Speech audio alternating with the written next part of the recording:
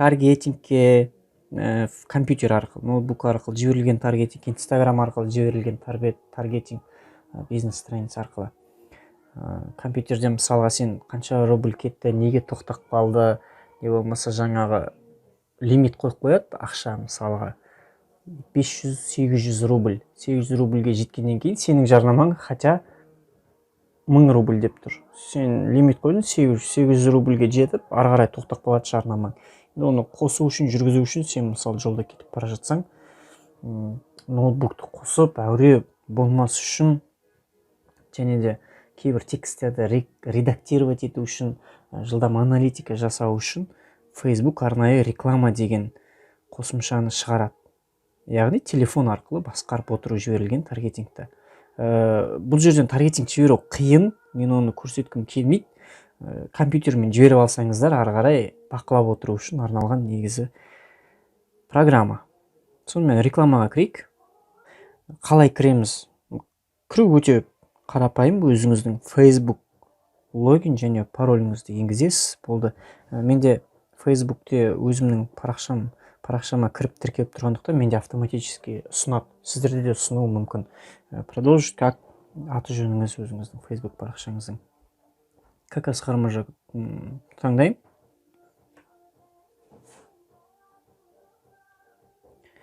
Сөйтіп өзімнің Facebook парақшамның жаңағы реклама бөлігіне арнайы приложенияға кіреміз. Кірдім. Менде бір парақша, 2 парақша, 3 парақша. Мен көбінесе бұл жерде вообще таргетинг жібермеппін бизнес бастауда. Мен жіберген, бірақ өшіріп тастадым-ау деймін, қателеспесем. Өшіріп тастаппын.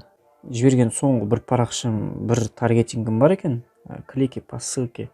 252 адам клик басқан, 1,12 рубль за бір кликке.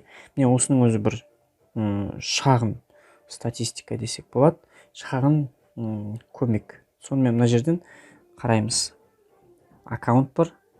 Мында мінекей инструмент оформления, счета, настройки, справка бар. Ең маңыздысы мына жерде счета. Бізге керектісі. Мысалы менде лимит 1000 рубль тұр, яғни біздіңше 6000 теңге, қателеспесем. Лимит затрат установлен 3 сентября 1000 рубльге. Потрачено 2,77. Қалай сброс жасаймыз деген сұрақ. Үстінен басамыз, лимит жаңағы. Сбросить сумму затраты бар. Содан кейін лимитті редактировать ету бар. 1000 рубльден азайтсам болады. Мысалға 300-ге қояйын, мынаны сброс жасайын, сбросить. Сбросить болған кезде мынау 0 болып кетеді мінекей. Мынау 300 рубль.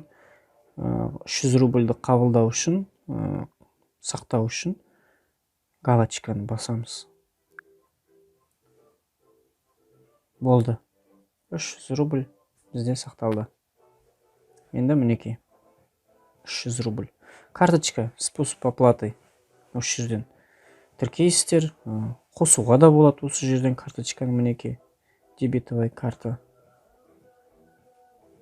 Имя, номер карты, срок действия қосасыздар. Продолжить. Не сохранен дейді. Выйти. Дата выставления счета и квитанции. Квитанция айтпақшы. Сіздің барлық, мысалы, бір айға барлық историясы сақталып тұрады. Апрельде, мысалы, 1314 рубль. Қай уақытқа дейін таргетинг? 3 сентябрь соңғы 2 таргетинг болған. Дата выставления счета 7 ноябрьде бізге жаңа қарызымыз, егер қарызы болса, келеді. Енді қараңыздар. Таргетингтің статистикасы: охват, показ, менің жарнамам қанша адам көрді, қанша рет қаралды. 3 секунд, егер видео реклама болса, 3 секундтан артық қараған адамдардың санында көрсетеді. 3 секундный просмотр видео. Вовлеченность, жаңа менің парақшама қызыққандар. И взаимодействие. Бірдеңе істеген, комментарий, лайк, және тағы басқа әрекеттер. Мүмкін жазылды, подписаться етіп. 3 секундный 26, показ 80, охват 80 адам. Осылай. Бір-бірден көрген екен, ол жақсы. Потрачено 2,77 рубль. Енді уақытша бір кішкене ғана барған шығар. Мінекей шығып жатыр таргетингтарым. Мен көп болды, кірмеген, сондықтан загрузка жүрүп атыр да, дұрыс көрсетпей жатыр менікін. Мінекей 252 рубль осыған аналитика жасайық. Телефон арқылы аналитика жасап отырсаңыз болады. Тиімді болса жүре береді, тиімсіз болса тоқтатып қоюыңызға болады.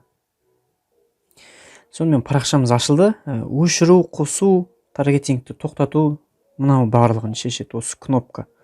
Бассаңыз неактивнаядан кейін ол әрине менде уже завершено, сондықтан көрсетіп жатыр маған завершено деп сенің жарнамаң.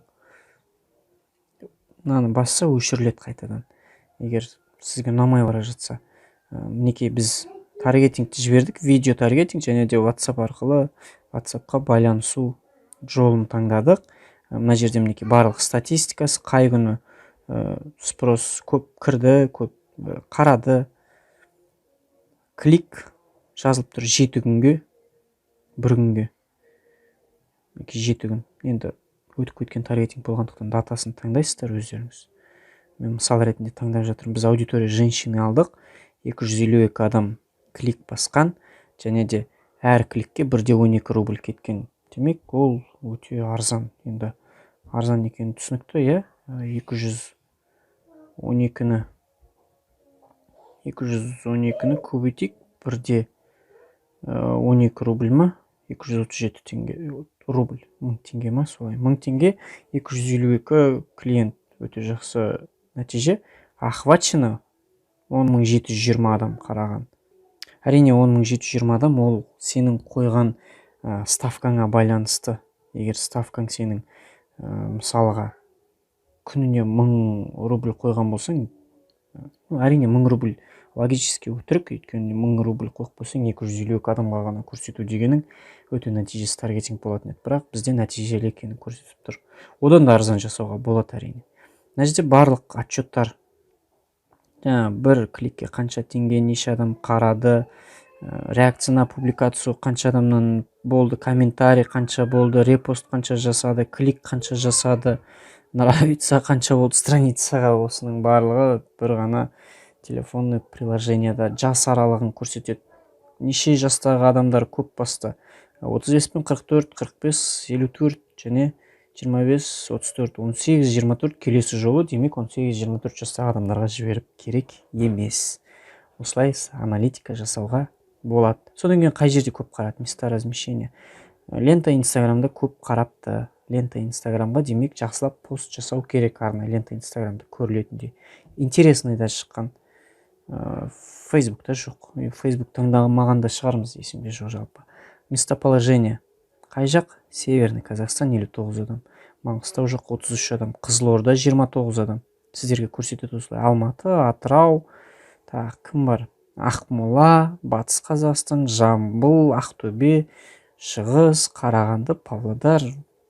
Мынау, то есть Северный Казахстан. Вообще Северный Казахстанға не резон таргетинг келесі жолы жіберуге деген сияқты аналитика жасайсыздар. Мен айттым ғой, жаңа осы приложение арқылы да жарнама жасауға болады. Плюс жаңа трафик сайта бар мына жерде, мінекей түрі, просмотр видео, вовлеченность, конверсия сайты. Енді біз трафик сайта жібереміз дедік қой. Бірақ та мен айтқандай өте ыңғайсыз да бұл жерде жасау. Сондықтан мүмкін болса компьютермен жасаңыздар. Егер көрем десеңіздер, өз еріктеріңіз.